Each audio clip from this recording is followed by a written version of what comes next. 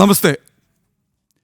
മുൻ മന്ത്രിയും MLA-യുമായ ആന്റണി രാജു കഴിഞ്ഞ ദിവസം ശിക്ഷിക്കപ്പെട്ടു. വാർത്താ ചാനലുകളിലും പത്രങ്ങളിലും സോഷ്യൽ മീഡിയയിലും വലിയ ചർച്ചയും വാർത്തയുമായിരുന്നു.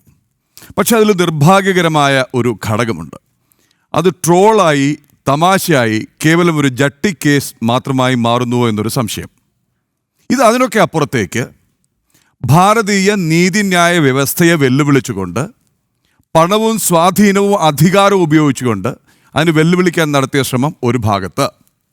2, രാജ്യാന്തര ലഹരിക്കടത്ത് നടത്തിയ ഒരു വിദേശിയെ രക്ഷിക്കാൻ കാശ് കൈപ്പറ്റിക്കൊണ്ട് തൊണ്ടി മുതൽ തിരിമറി നടത്തിയ ഒരു കേസ്. അയാൾ പിന്നെ പ്രമുഖ അഭിഭാഷകനാകുന്നു, രാഷ്ട്രീയ നേതാവാകുന്നു, MLA ആകുന്നു, മന്ത്രിയാകുന്നു. പിന്നെ ആ അധികാരം ഉപയോഗിച്ച് അതേക്കുറിച്ച് നടന്ന അന്വേഷണം അട്ടിമറിക്കാൻ തുടർച്ചയായ ശ്രമങ്ങൾ. ഇതിനൊക്കെ ഇടയിൽ നിശബ്ദമായി പോരാടിയ ഒരാളുണ്ട്. അദ്ദേഹമാണ് നമ്മുടെ ഇന്നത്തെ അതിഥി. അദ്ദേഹത്തിലേക്ക് വരാം. അതിന് ഓർമ്മിപ്പിക്കേണ്ട 2-3 പേരുകൾ. ഒന്ന്, ശ്രീ രാജ്ഗോപാൽ നാരായണൻ IPS, മുൻ സംസ്ഥാന പോലീസ് മേധാവി. ഇന്ന് അദ്ദേഹം ജീവിച്ചിരിപ്പില്ല. 2, മറ്റൊരു മുൻ പോലീസ് മേധാവി ശ്രീ TP സെൻകുമാർ. വളരെ ഉന്നത നിലയിലിരിക്കുമ്പോൾ ഈ ഒരു കേസിൻ്റെ തിരിച്ചടി അറിഞ്ഞ് അന്വേഷണ ഉദ്യോഗസ്ഥനെ വിളിച്ച് എന്താണ് സംഗതി എന്ന് അന്വേഷിക്കുകയും അതിന് പുറകെ നിന്നൊരാൾ. 3, അനിൽ ഇമ്മാനുവൽ എന്ന മാധ്യമപ്രവർത്തകൻ. സ്വന്തം ജോലി കളഞ്ഞിട്ടും ഈ ഒരു കേസിന് പിന്നാലെ പോയ ഈ 3 പേർ. നമുക്കൊപ്പം നമ്മുടെ അതിഥിയുണ്ട്, ശ്രീ KK ജയമോഹൻ. അന്ന് അദ്ദേഹം സർക്കിൾ ഇൻസ്പെക്ടറാണ്. ശ്രീ ജയമോഹൻ, നമസ്തേ, സ്വാഗതം. ആദ്യം തന്നെ അനുമോദനങ്ങൾ. നിശബ്ദമായി നടത്തിയ ഒരു പോരാട്ടം, ഒരു കമ്മീഷണർ റോളും കളിക്കാതെ 35 വർഷത്തോളം നീണ്ടു ആ കേസ് അന്വേഷണം തുടങ്ങിയിടത്തോളം. ഇനി കേസിലേക്കൊന്ന് വന്നോട്ടെ.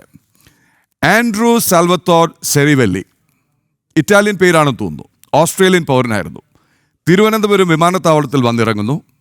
പരിശോധനയിൽ അദ്ദേഹത്തിൻ്റെ അണ്ടർവെയറിനുള്ളിൽ ഹെറോയിനും ഹഷിഷും അടക്കമുള്ള മയക്കുമരുന്ന് കണ്ടെത്തുന്നു. സ്വാഭാവികമായി തിരുവനന്തപുരം വിമാനത്താവളത്തിൽ നിന്ന് കേസ് റെഫർ ചെയ്യുന്നത് വലിയതുറ പോലീസ് സ്റ്റേഷനിലേക്കാണ്, തൊട്ടടുത്തുള്ള. വലിയതുറ പോലീസ് സ്റ്റേഷനിൽ അന്നത്തെ CI ആയിരുന്നു ശ്രീ KK ജയമോഹൻ. പഴുതടച്ചുള്ള അന്വേഷണം, തൊണ്ടി സഹിതം, കൃത്യമായ FIR, കൃത്യമായ കുറ്റപത്രം, കേസ് ക്ലോസ്ഡായി, കൃത്യമായ വിധി വന്നു, 10 വർഷം തടവ്. സ്വാഭാവികമായും അപ്പീൽ പോയി. അപ്പീലിൻ്റെ വിധി വന്നപ്പോഴാണ് അല്ലേ ശ്രീ ജയമോഹൻ അങ്ങ് ഞെട്ടിയത്? തീർച്ചയായിട്ടും അപ്പീലിൻ്റെ വിധി അക്ഷരാർത്ഥത്തിൽ എന്നെ ഞെട്ടിച്ചു കളഞ്ഞു എന്നുള്ളതാണ് വാസ്തവം. അത് തികച്ചും ഒരുപക്ഷെ എൻ്റെ ജീവിതത്തിൽ ഉണ്ടായ ഏറ്റവും വലിയൊരു ഷോക്കെന്ന് തന്നെ പറയാം. ഒരു അപ്രതീക്ഷിതമായ ഒരു വിധിയായിരുന്നു. ആദ്യമൊക്കെ എനിക്കത് ഒരു ആശ്ചര്യമായിട്ടാണ് തോന്നുന്നത്. ഇതെങ്ങനെ സംഭവിച്ചു? ഞാനൊരു പ്രതിയിൽ നിന്ന് എൻ്റെ കൺമുമ്പിൽ വെച്ച് ഞാൻ ഒരു പ്രതിയുടെ അടിവസ്ത്രം മറ്റ് പരിശോധനകൾക്കായി ഊരി വാങ്ങിക്കുന്നു. അത് അവിടെ വെച്ച് തന്നെ മഹസർ, സാക്ഷികളുടെ സാന്നിധ്യത്തിൽ അത് ഡിസ്ക്രൈബ് ചെയ്ത് മഹസർ തയ്യാറാക്കുന്നു. അടിവസ്ത്രത്തിനുള്ളിൽ വെച്ചിരുന്നതായി പറയപ്പെടുന്ന ഹശീഷ് മഹസറിൽ വിവരിച്ച് ബന്ദോബസ്തിലെടുക്കുന്നു.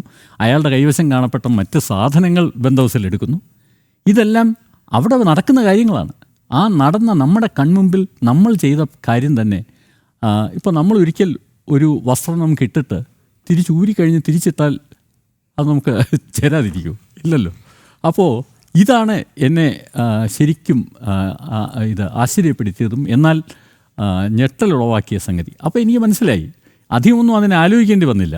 എനിക്ക് മനസ്സിലായി ഇതിലെവിടെയോ ഇത് തിരിമറി നടന്നിരിക്കുന്നു എന്നുള്ളത് എനിക്ക് വളരെ ക്ലിയർ ആയിരുന്നു. ഫസ്റ്റ് ഹാൻഡ് തന്നെ എനിക്കത് ഇത് വന്നപ്പോൾ തന്നെ മനസ്സിലായി. പക്ഷേ ഇതെവിടെ നടന്നു, എങ്ങനെ തെളിയിക്കും?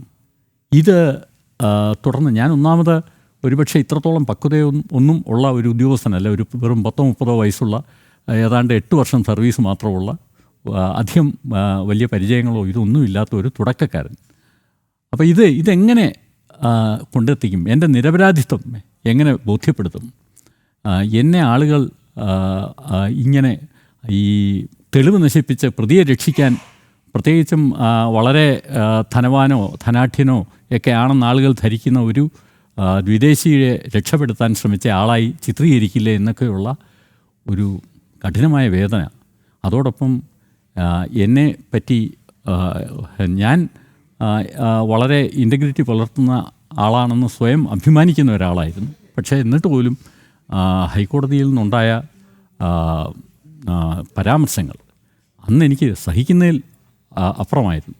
ഇപ്പോൾ തിരിഞ്ഞു നിന്ന് ആലോചിച്ചാൽ ഹൈക്കോടതി അന്ന് അങ്ങനെ പറഞ്ഞതിൽ തെറ്റില്ലെന്ന് എനിക്ക് തോന്നുന്നു. എന്താണെന്നറിയാമോ, ഒരുപക്ഷെ ഇങ്ങനെയൊക്കെയുള്ള ഒത്തിരി കേസുകൾ ഹൈക്കോടതിയുടെയൊക്കെ മുന്നിൽ ഉദ്യോഗസ്ഥർ തന്നെ കളിച്ചിട്ട് ഇങ്ങനെയൊക്കെ സംഭവിച്ചത് പിൽക്കാലത്തും അതിനു മുമ്പുമൊക്കെ ഉണ്ടായിട്ടുണ്ട്. പക്ഷേ എനിക്കത് സംഭവിച്ചപ്പോൾ അതെനിക്ക് സഹിക്കാവുന്നതിലപ്പുറമായിരുന്നു. അത് അത്യന്തം ഹൃദയവേദനയുണ്ടാക്കി. എന്ത് ചെയ്യണമെന്നറിയാത്ത ഒരു അവസ്ഥയിലേക്ക് ആയിരുന്നു ഞാൻ. അടുത്ത ഘട്ടം എന്തായിരുന്നു? അടുത്ത ഘട്ടം എന്ന് പറയുന്നത് പോലീസ് സേനയുടെ മുന്നിൽ അങ്ങ് ഒരല്പം അപകർഷതാബോധത്തോടെ നിൽക്കുന്നു, ഒരല്പം നാണക്കേട്, വേദന, പേടി. പോലീസിന്റെ സമീപനം, അന്നത്തെ മേധാവിയുടെ സമീപനം. അതാണ് ആ അടുത്ത ഘട്ടമെന്ന് പറയുന്നത്. അന്ന് തന്നെ അതേ ദിവസം തന്നെ രാവിലെ എനിക്ക് മെസ്സേജ് കിട്ടുകയാണ്, DGP wants to see you.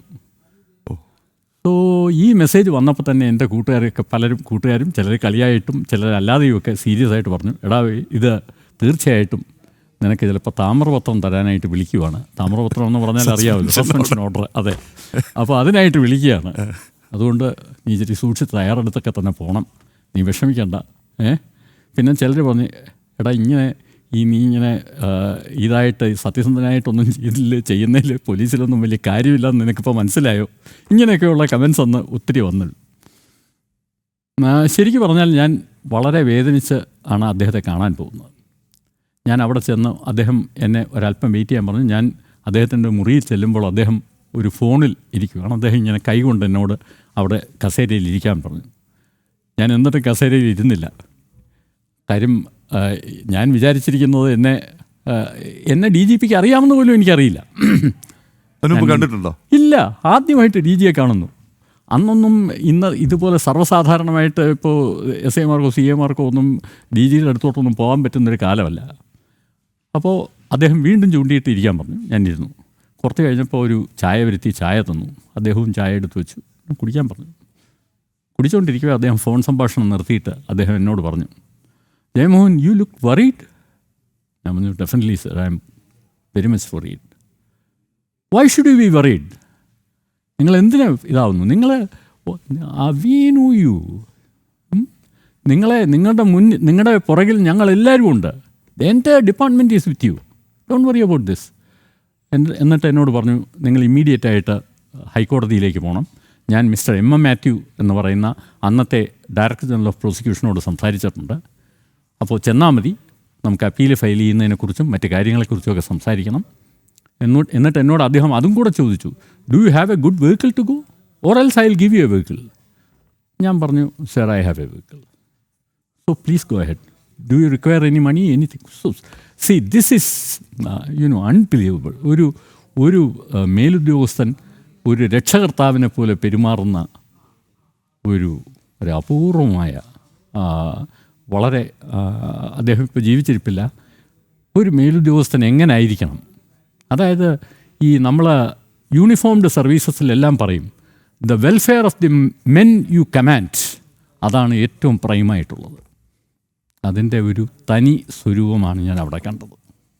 ഒരിക്കലും മറക്കാൻ പറ്റില്ല. ഹൈക്കോടതിയിലേക്ക് പോയി. ഞാൻ ഹൈക്കോടതിയിൽ ചെന്ന് MM മാത്യു അദ്ദേഹത്തിനെ കാണുമ്പോൾ, അദ്ദേഹം ശ്രീ MM ലോറൻസിൻ്റെ ബ്രദറാണ്. അദ്ദേഹം വന്ന ഡയറക്ടർ ജനറൽ ഓഫ് പ്രോസിക്യൂഷനാണ്. അപ്പോൾ അദ്ദേഹത്തെ കണ്ട് അദ്ദേഹം എന്നെ വെയിറ്റ് ചെയ്ത് നിൽക്കുന്ന പോലെ ആയിരുന്നു. കാര്യം അങ്ങനെ ഒരു ഇൻട്രൊഡക്ഷനാണ് നമ്മുടെ DGP അദ്ദേഹത്തിന് കൊടുത്തത്. എന്നെ വളരെ കാര്യമായിട്ട് അദ്ദേഹം സ്വീകരിച്ച് കാര്യങ്ങളൊക്കെ പറഞ്ഞു. എന്നിട്ട് എന്നോട് പറഞ്ഞു, നമുക്കിത് അപ്പീൽ ഫയൽ ചെയ്യാം, മറ്റു കാര്യങ്ങൾ ചെയ്യാമെന്നൊക്കെ പറഞ്ഞു. എന്നെ സമാധാനിപ്പിച്ച് അന്നത്തെ ദിവസം തന്നെ ഞാൻ തിരികെ വന്നു. പക്ഷേ ഇത് തിരികെ വരുമ്പോഴും പക്ഷേ ഞാൻ DGPയെ കാണാൻ പോയ ആ മാനസികാവസ്ഥയിലല്ല ഞാൻ. എനിക്ക് വലിയൊരു ബലവും ശക്തിയുമൊക്കെ വന്നതുപോലെ എനിക്ക് തോന്നി. കാര്യം അത്രയുമായിരുന്നു എനിക്ക് കിട്ടിയ സപ്പോർട്ട്. തിരികെ വന്ന് ഞാൻ എങ്ങനെ ചെയ്യാം. അങ്ങനെ എൻ്റെ സീനിയേഴ്സായിരുന്ന അന്ന്, ഇപ്പോൾ ഈ അടുത്ത കാലത്ത് മരിച്ചുപോയി, ശ്രീ കുഞ്ഞരാമൻ നായർ എന്ന് പറയുന്ന ഒരു സിറ്റിയിലൊക്കെ വർക്ക് ചെയ്തിരുന്ന അന്നത്തെ അസിസ്റ്റൻറ്റ് കമ്മീഷണറോട് അദ്ദേഹമായിട്ടൊക്കെ ഡിസ്കസ് ചെയ്ത്, അപ്പോൾ അതനുസരിച്ച് ഹൈക്കോർട്ട് വിജിലൻസിലൊരു ഇത് കൊടുക്കുന്നത്, ഒരു പെറ്റീഷൻ കൊടുക്കുന്നത് നല്ലതാണെന്ന് പറഞ്ഞു. അങ്ങനെ ഈ കാര്യങ്ങൾ കാണിച്ച് ഞാൻ അപ്പം തന്നെ DGP എന്തോ ഒരു തിരിമറി നടന്നു, അത് കണ്ടെത്തണം, ഇതായിരുന്നു. അത്രയേ എനിക്ക് അറിയാറുള്ളൂ. എന്തോ ഒരു തിരിമറി ഇത് എവിടെയോ നടന്നിരിക്കുന്നു എന്ന് മാത്രമല്ല, എനിക്ക് മറ്റു ചില സംശയങ്ങൾ തോന്നിയിരുന്നു. ആ സംശയം തോന്നാനുള്ള ഒരു കാര്യമുണ്ട്. ഇതിൻ്റെ ട്രയൽ സെഷൻസ് കോടതിയിൽ നടക്കുന്ന സമയത്ത് ഞാൻ മൊഴി കൊടുത്ത് തിരിച്ചിറങ്ങവേ ഇതിൻ്റെ വരാന്തയിൽ നമ്മുടെ ഇന്നത്തെ രണ്ടാം പ്രതി ശ്രീ ആൻ്റണി രാജു, അന്ന് അദ്ദേഹം പ്രതിഭാഗത്തിലെ അഭിഭാഷകരിൽ ഒരാളായിരുന്നു, അദ്ദേഹം അവിടെ നിൽപ്പുണ്ടായിരുന്നു. അദ്ദേഹം എന്നെ കണ്ടുടനെ ഞങ്ങൾക്ക് പണ്ടേ അറിയാം, ഞാൻ പൂന്തറ സി ആയിരിക്കുമ്പോഴേ പുള്ളി അറിയാം. അപ്പോൾ പുള്ളി എന്നോട് പറഞ്ഞു, ഞങ്ങൾ ഈ കേസിൽ ഒരു ബോംബ് വെച്ചിട്ടുണ്ട്, ആ ബോംബ് ഈ കേസിൻ്റെ ട്രയൽ കഴിയുന്നതോടെ അത് പൊട്ടും, അതോടെ സാറിൻ്റെ കേസ് ഷൂ ആകും എന്ന് പറഞ്ഞു. ഓ, അപ്പോൾ സാമാന്യം നല്ല അഹങ്കാരം എന്നുണ്ടായിരുന്നു. അഹങ്കാരമാണോ എന്ന് എനിക്ക് ആത്മവിശ്വാസമാണോ? ചിലപ്പോൾ അതായിരിക്കാം, ചിലപ്പോൾ എന്തായാലും അദ്ദേഹം ഇങ്ങനെ ഒന്ന് എന്നോട് പറഞ്ഞു. ഞാൻ ഉടൻ തന്നെ തിരിച്ച് കോടതിക്കകത്ത് കയറിയിട്ട് നമ്മുടെ അന്നത്തെ പബ്ലിക് പ്രോസിക്യൂട്ടർ ശ്രീ രാജസേനൻ, അദ്ദേഹവും ഇന്ന് ജീവിച്ചിരിപ്പില്ല, അദ്ദേഹത്തോട് പറഞ്ഞു ഇതുപോലെ പറഞ്ഞിട്ടുണ്ട്. അദ്ദേഹം പറഞ്ഞു, എന്താ സാറേ ഇത് നല്ല ഒന്നാം തരം കേസാണ്, ഈ കേസ് ഇത്രയും അവർ നന്നായിട്ട് ഭയന്നിരിക്കുക, നല്ല എവിഡൻസ് ഉണ്ട്, അപ്പോൾ അത്രയും നല്ല കേസായതുകൊണ്ടാണ് അവർ ഈ സെലീൻ വിൽഫ്രഡ് ഉണ്ടായിട്ടും ഹൈക്കോടതിയിൽ പ്രാക്ടീസ് ചെയ്യുന്ന ശ്രീ കുഞ്ഞിരാമ മേനോൻ എന്ന് പറയുന്ന പ്രഗത്ഭനായ ലോയറെ ഒരു അദ്ദേഹത്തെ കൊണ്ടുവന്നിരിക്കുന്നത്. അപ്പോൾ അതിൽ നിന്ന് തന്നെ അവർ ഭയന്നിരിക്കുന്നു എന്നുള്ളത് വ്യക്തമാണ്. അല്ല, ഇതിലൊരു കാര്യവുമില്ല, സാർ വിഷമിക്കേണ്ടെന്ന് പറഞ്ഞു. ഞാൻ തിരിച്ചിറങ്ങി പോയി. അതിനുശേഷം ഇത് സംഭവിച്ചപ്പോൾ അതിനുശേഷം ഈ കോടതിയിൽ നിന്ന് ഇതിങ്ങനെ വിട്ടുപോയി, പ്രതിക്ക് അടിവസ്ത്രം ചേർന്നില്ല എന്ന് പറഞ്ഞപ്പോൾ ഇതെല്ലാം കൂടെ ഒന്ന് കൂട്ടി എനിക്ക് വായിക്കേണ്ടി വന്നു. ഞാൻ ആ കാര്യങ്ങളൊക്കെ ചൂണ്ടിക്കാട്ടി, പക്ഷേ അപ്പോഴും ക്ലാരിറ്റി ഇല്ലായിരുന്നു. ചൂണ്ടിക്കാട്ടിയാണ് ഈ ഹൈക്കോടതി വിജിലൻസിന് പരാതി കൊടുത്തത്. അത് അന്വേഷിച്ച ഒരു ഉദ്യോഗസ്ഥൻ അവിടെ നിന്ന് വന്നിരുന്നു. അദ്ദേഹവും എനിക്ക് തോന്നുന്നു ആദ്യമൊക്കെ ഒരല്പം മുൻവിധിയോടെയാണ് വന്നത്, ഞാൻ എന്തോ തെറ്റ് ചെയ്തു എന്നുള്ള രീതിക്കാണ് വന്നത്. പക്ഷേ കുറച്ച് സമയം ഞാനുമായിട്ട് സംസാരിച്ചു. ഒരുപക്ഷെ അതിനുശേഷം അദ്ദേഹത്തിൻ്റെ ബാച്ച്മേറ്റ്സ് ആയിട്ടുള്ള എന്നെ അറിയുന്ന ഉദ്യോഗസ്ഥരുമായിട്ട് സംസാരിച്ച ശേഷം എന്നോട് വലിയ കാര്യമായിരുന്നു. അദ്ദേഹം നന്നായിട്ട് അന്വേഷിച്ചിട്ട് ഇത് നടന്നത്, അതായത് ഈ തിരിമറി നടന്നത് കോടതിക്കുള്ളിലാണെന്ന്, അദ്ദേഹത്തിനും വലിയ ക്ലാരിറ്റി ഒന്നും വന്നില്ല. കാര്യം അദ്ദേഹം ഒരു പ്രിലിമിനറി എൻക്വയറിയാണ് നടത്തിയത്. അപ്പോൾ കോടതിക്കുള്ളിൽ നടന്ന തിരിമറിയാണെന്ന് അദ്ദേഹം സ്ഥിരീകരിച്ചു. അദ്ദേഹം അതനുസരിച്ചുള്ള റിപ്പോർട്ട് ഹൈക്കോടതിയിൽ കൊടുത്തു. അങ്ങനെ ആ ഹൈക്കോടതിയിൽ കൊടുത്ത റിപ്പോർട്ടിൻ്റെ അടിസ്ഥാനത്തിലാണ് 1994 ഹൈക്കോടതിയിൽ നിന്ന് നമ്മുടെ തിരുവനന്തപുരം സെഷൻസ് കോടതിയിലേക്ക് അതിൻ്റെ റിപ്പോർട്ട് അയച്ചു. അതിൻ്റെ ബേസിസിൽ തിരുവനന്തപുരം സെഷൻസ് കോടതി ജഡ്ജിയുടെ നിർദ്ദേശപ്രകാരം അവിടുത്തെ തന്നെ ശിരസ്തദാർ വഞ്ചൂർ പോലീസ് സ്റ്റേഷനിൽ മൊഴി കൊടുത്ത് 215/2094 ആണെന്ന് തോന്നുന്നു ആ നമ്പറിൽ ഈ കേസ് രജിസ്റ്റർ ചെയ്തു. ഇവിടെയാണ് അടുത്ത അന്വേഷണത്തിൻ്റെ തുടക്കം. രണ്ടാമത്തെ, അതായത് ആദ്യത്തത് 90-ലുണ്ടായ കേസ്. ആ കേസ് എൻ്റെ അന്വേഷണം അതെന്ന് പറയുന്നത് നമ്മുടെ ഈ ഹശീഷ് പിടിച്ചെടുത്തതിന് ഞാൻ അന്വേഷണ ഉദ്യോഗസ്ഥനായിട്ട് രജിസ്റ്റർ ചെയ്ത കേസ്. രണ്ടാമത്തതാണ് തിരിമറി സംബന്ധിച്ച് ഹൈക്കോടതിയുടെ നിർദ്ദേശപ്രകാരം രജിസ്റ്റർ ചെയ്ത കേസ്. എഗെയിൻ ഇത് അപൂർവമല്ലേ? ഹൈക്കോടതി വിധിച്ചൊരു കേസിൽ ഹൈക്കോടതി തന്നെ വിജിലൻസ് അന്വേഷിക്കുന്നു, അത് വീണ്ടും റെഫർ ചെയ്യുന്നു. അതെ അല്ലേ? സെഷൻസ് കോടതിയിലേക്ക്. അതെ, അവിടെ നിന്നിട്ട് അന്വേഷണം തുടങ്ങുന്നു. ഇതിൽ പ്രേക്ഷകർ ശ്രദ്ധിക്കേണ്ട ഒരു കാര്യം, ഇതിലൊരു ഈ ഫ്ലോ ഞാൻ മുറിക്കുന്നില്ല, പക്ഷേ ഇന്ന് 50 വയസ്സ് കഴിഞ്ഞവർക്ക് പോലും ഈ കേസ് ഓർമ്മയുണ്ടാവില്ല. കാര്യം 1990 ഈ കേസ് നടക്കുന്നത്. ഈ അന്വേഷണം ഉത്തരവിടുന്നതും 94 94 കഴിഞ്ഞ് അന്വേഷണം തുടങ്ങുന്നു. ആ അന്വേഷണം പൂർത്തിയായോ ഫലപ്രദമായിട്ട്? 94 അന്വേഷണം, അവിടെയാണ് ഇതിൻ്റെ ഈ രണ്ടാം ഘട്ടം കാര്യമായിട്ട് തുടങ്ങുന്നത്. 94 ഇങ്ങനെ ഒരു കേസ് രജിസ്റ്റർ ചെയ്തെങ്കിലും ഈ കേസിൽ കാര്യമായ അന്വേഷണം നടക്കുന്നില്ല എന്ന് എനിക്ക് ആദ്യം തന്നെ ബോധ്യമായി. അത് ആദ്യം വഞ്ചിയൂരിലെ SI ആണ് അന്വേഷിച്ചത്.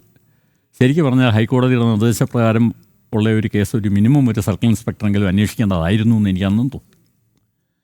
പക്ഷേ അന്വേഷിച്ച SIമാരും തരക്കേട് മോശപ്പെട്ടവരൊന്നുമല്ല, അവരൊക്കെ നല്ല ഉദ്യോഗസ്ഥരാണ്, അവരന്വേഷിച്ചു. പക്ഷേ അതിനെ സറൗണ്ട് ചെയ്ത് എന്തോ ഒരു ദുരൂഹത പോലെ, അതായത് ഇത് വളരെ സീക്രട്ടായിട്ട് ഇതിൻ്റെ കാര്യങ്ങൾ ആരും അങ്ങോട്ടും ഇങ്ങോട്ടും ഷെയർ ചെയ്യാതെയും വളരെ രഹസ്യമായി ചെയ്യുന്നതായിട്ട് തോന്നി. പക്ഷേ ഞാൻ ഇതുവരെ ഇത് അന്വേഷിച്ച ഒരു ഉദ്യോഗസ്ഥരെയും ഞാൻ പോയി കാണുകയോ അല്ലെങ്കിൽ ഉദ്യോഗസ്ഥരുടെ അടുത്ത് ഈ കേസ് എങ്ങനെയെങ്കിലും ചെയ്യാൻ സഹായം ചെയ്യണമെന്ന് അഭ്യർത്ഥിക്കുകയോ ഒന്നും ഞാൻ ചെയ്തിട്ടില്ല. കാര്യം അത് ഞാൻ അന്വേഷിക്കുന്ന കേസുകളിൽ ആരെങ്കിലും അങ്ങനെയൊക്കെ ഇടപെട്ട് ഇത് ചെയ്യുന്നത്, അത് ന്യായമായിട്ട് ചെയ്യാൻ ആണ് ഞാൻ കേസ് അന്വേഷിക്കുക. എല്ലാ ഉദ്യോഗസ്ഥരും അങ്ങനെ ചെയ്യുമെന്നാണ് എൻ്റെ ഇത്. അപ്പോൾ അതിനിടയിലൊരു പുറത്ത് ബാഹ്യമായ ഇടപെടലിൻ്റെ ആവശ്യമില്ല എന്നുള്ളതാണ് എൻ്റെ അഭിപ്രായം. അതുകൊണ്ട് ഞാനും അത് ചെയ്തിട്ടില്ല. ഞാൻ ഇഷ്ടപ്പെടാത്തൊരു കാര്യമായതുകൊണ്ട് ഞാനത് പോയിട്ടില്ല. പക്ഷേ ഇത് കുറേ നാൾ നീണ്ടിട്ടും ഒന്നും നടക്കുന്നില്ല. പക്ഷേ അതിനിടയിലാണ് ഒരു 2002 ഒന്നാലോചിക്കണം, 94 കേസ് രജിസ്റ്റർ ചെയ്തു, 8 വർഷം. 2002 ആയപ്പോൾ ഇത് അന്നത്തെ ഒരു DYSP, അദ്ദേഹം ഇപ്പോൾ ജീവിച്ചിരിപ്പില്ല, അദ്ദേഹം ഈ കേസ് തെളിവുകളുടെ അഭാവം കാണിച്ച് അതിനിടയിൽ മറ്റൊരു കാര്യം നടന്നിട്ടുണ്ട്. അതായത് ഈ ആൻഡ്രൂ സാൽവഡോർ സെർവല്ലി തിരിച്ച് ഓസ്ട്രേലിയയിലേക്ക് പോയി. ഓസ്ട്രേലിയയിൽ ചെന്ന ശേഷം അദ്ദേഹത്തിൻ്റെ മറ്റൊരു കൂട്ടുപ്രതി എന്ന് പറയുന്ന ജോ പോൾ എന്ന് പറയുന്ന ഒരാളുമായിട്ട് ചേർന്ന് ഇസ്മത്ത് ഷക്കറിയ ബെല്ല എന്നൊരാളെ കൊലപ്പെടുത്തിയ കേസിൽ ഇൻവോൾവ് ചെയ്തു. അതിൽ ഈ ജോ പോളിനെ Australian police, Victorian police arrest ചെയ്ത് അയാളെ മെൽബൺ റിമാൻഡ് സെൻറ്ററിൽ കോൺസ്റ്റബിൾസ് വൂൾഫ് ആൻഡ് ഗ്രീൻ അങ്ങനെ 2 പേര് ക്വസ്റ്റ്യൻ ചെയ്തു. ആ ക്വസ്റ്റ്യൻ ചെയ്ത് അയാളുടെ കൺഫെഷൻ റെക്കോർഡ് ചെയ്തപ്പോൾ അയാളുടെ കൂട്ടുപ്രതിയായിരുന്ന ആൻഡ്രൂ സാൽവഡോർ സെർവല്ലി ഈ കേസിന് പുറമെ ഇന്ത്യയിൽ ഒരു വളരെ വലിയൊരു നർക്കോട്ടിക് കേസിൽ ഇൻവോൾവ് ചെയ്തു. അത് ട്രിവാൻഡ്രം എന്ന് പറയുന്ന സ്ഥലത്താണെന്നും ആ സ്ഥലത്തെ കേസിൽ ഇയാൾ അറസ്റ്റിലായി, ജയിലിലായി, ഇയാളെ കൺവിക്റ്റ് ചെയ്തു എന്നും കൺവിക്ഷന് ശേഷം സെർവല്ലി ഫാമിലി ട്രാവൽ ടു ഇന്ത്യ എന്നാണ് അതിൽ പറഞ്ഞിരിക്കുന്നത്. ഇന്ത്യയിലേക്ക് വന്നുവെന്നും ആ ഇന്ത്യയിൽ വെച്ച് ഇവർ അഡ്വക്കേറ്റ്സ് മുഖേന ഇതിലെ ക്ലർക്ക് ഓഫ് കോർട്സ്, അതായത് കോടതിയിലെ ക്ലർക്കിനെ ബ്രൈബ് ചെയ്തു എന്നും അങ്ങനെ അവർ ഈ അണ്ടർവെയർ സ്വാപ്പ് ചെയ്തു എന്നുമാണ് അതിനകത്ത് പറഞ്ഞിരിക്കുന്നത്. സ്പെസിഫിക് ആയിട്ട് പറഞ്ഞിരിക്കുന്നത് സ്വാപ്പ് ചെയ്തു. And they made it a big issue in a higher court എന്നാണ് പറഞ്ഞിരിക്കുന്നത്. ഇത് ഹയർ കോർട്ടിൽ അവരിതൊരു വലിയ ഇഷ്യൂ ആയിട്ട് കാണിച്ച് അതിൻ്റെ ഇതിൽ കേസ് അക്വിറ്റ് ചെയ്ത് അങ്ങനെയാണ് ഈ ആൻഡ്രൂ സാൽവഡോർ തിരിച്ച് ഓസ്ട്രേലിയയിലേക്ക് വന്നത്. അപ്പോൾ ഇത് അവിടുത്തെ വിക്ടോറിയൻ പോലീസ് റെക്കോർഡ് ചെയ്തത് ഇൻ്റർപോളിന് കൊടുക്കുന്നു. ഇൻ്റർപോൾ അത് അവരുടെ ഇവിടുത്തെ നോഡൽ ഏജൻസിയായ CBIക്ക് വരുന്നു. CBI അത് നമ്മുടെ ഇവിടുത്തെ നോഡൽ ഓഫീസറായ ക്രൈംബ്രാഞ്ച് ADGPക്ക് അയച്ചു കൊടുക്കുന്നു. ക്രൈംബ്രാഞ്ച് ADGP അത് DGPക്ക് അയച്ചു കൊടുക്കുന്നു. അങ്ങനെ ഇവിടെ എത്തി. പക്ഷേ എങ്കിലും ഇത് കേസന്വേഷിക്കുന്ന ഉദ്യോഗസ്ഥർക്ക് കിട്ടി. പക്ഷേ ഇതല്ലാതെ ഒരു കോപ്പി പോലും ഇതെങ്ങും പുറത്തു പോകുന്നില്ല. പക്ഷേ ഇത് കുറേ വൈകിയാണെങ്കിലും ഇങ്ങനെ ഒരു കാര്യം വന്നതായിട്ട് എനിക്ക് അറിയാൻ കഴിഞ്ഞു. പക്ഷേ കോപ്പിയോ മറ്റ് സാധനങ്ങളോ ഒന്നും കിട്ടാൻ വഴിയില്ലായിരുന്നു. പക്ഷേ സംഗതി ഉണ്ടെന്ന് എനിക്ക് മനസ്സിലായി. അതിന് ഇതൊക്കെ ഉണ്ടായിട്ടും ആണ് തെളിവില്ല. അതായത് നിങ്ങൾ നോക്കണം, ഈ സത്യം പോകുന്ന വഴി, ഞാനതാണ് ഈ ഇതിലെ നേരത്തെയുള്ള പല ഇൻ്റർവ്യൂവിലും പറഞ്ഞു, ഇത് സത്യം നയിച്ച ഒരു കേസാണ്. ഇതെൻ്റെ മിടുക്കോ അല്ലെങ്കിൽ ഞങ്ങൾ ആരെങ്കിലും നമ്മുടെ ഇതിൽ പ്രവർത്തിച്ചവരുടെ മിടുക്കോ അല്ല. ഇത് സത്യമാണ് ഇതിനെ നയിച്ചതെന്ന് എനിക്ക് പലപ്പോഴും എനിക്ക് തോന്നിയിട്ടുണ്ട്. എൻ്റെ സത്യത്തിലുള്ള അടിയുറച്ച വിശ്വാസം വീണ്ടും ബലപ്പെടുത്തുന്ന ദൃഢപ്പെടുത്തിയ ഒരു കേസാണിത്. അല്ലെങ്കിൽ എങ്ങനെ ഈ കോണ്ടിനെൻറ്റ്സ് എപ്പാർട്ടുള്ള ഓസ്ട്രേലിയയിൽ നിന്ന് ഇങ്ങനെ ഒരു അതിശയകരമായ ഇത് പ്രവർത്തിക്കാനാവുക, അത് ഇവിടെ എത്തുക? നമ്മൾ ഒന്ന് ആലോചിച്ച് നോക്കൂ. ഇന്ത്യയിലെ ഒരു പോലീസിനോട് പറയുന്ന ഒരു കാര്യമാണെങ്കിൽ ഇതുപോലെ തിരിച്ച് ഓസ്ട്രേലിയയിലേക്ക് പോകുമോ? ഇന്ത്യയിലെ കോൺസ്റ്റബിളോട് പറയണ്ട, ഇത് വളരെ സീനിയറായിട്ടുള്ള SP-യോട് പറയട്ടെ, പോവില്ല എന്ന്. ഇപ്പോഴും അത് പോവില്ല എന്നാണ് എനിക്ക് തോന്നുന്നത്. എനിക്ക് സംശയമാണ്, എനിക്കറിയില്ല, ഞാൻ നമ്മളെ തന്നെ ആക്ഷേപിക്കുകയൊന്നുമല്ല. പക്ഷേ ഞാൻ പറയുന്നത് അപ്പോൾ അങ്ങനെ അതിശയകരമായ രീതിയിൽ ഇത് എത്തി എന്നുള്ളതാണ് ഇതിലെ എനിക്കിപ്പോഴും ആലോചിക്കുമ്പോൾ അതിശയമാണ് ഇതെങ്ങനെ സംഭവിച്ചെന്ന്. ഇതിൽ നിർണായകമായ ഒരു വെളിപ്പെടുത്തലാണ് ഇവിടെ എത്തിയത്. എന്നിട്ടും മുന്നോട്ട് പോയില്ല. മാത്രമല്ല, ഇത് എഴുതി തള്ളി 2002 എഴുതി തള്ളി, അൺഡിറ്റക്റ്റഡ് ആയിട്ട് ഇത് എഴുതി തള്ളി ഇത് കേസ് അവസാനിപ്പിച്ചു. ശരിക്കും പറഞ്ഞാൽ ഞാനത് കുറേ കൂടെ കഴിഞ്ഞിട്ടാണ് അറിയുന്നത്. 1 വർഷത്തോളം ഇത് രഹസ്യമായിട്ടാണ് ഈ എഴുതി തള്ളൽ. എന്നിട്ട് കുറേ നാളുകൾക്ക് ശേഷം ഇതറിഞ്ഞ് അങ്ങനെ ഇരിക്കുമ്പോൾ ഒരു ദിവസം നമ്മുടെ DGP സെൻകുമാർ സാറ്, അന്ന് DGP അല്ല, അദ്ദേഹം IGP ആണെന്നാണ് എനിക്ക് തോന്നുന്നത്. IGP അദ്ദേഹം ഒരു ദിവസം എന്നോട് ചോദിച്ചു.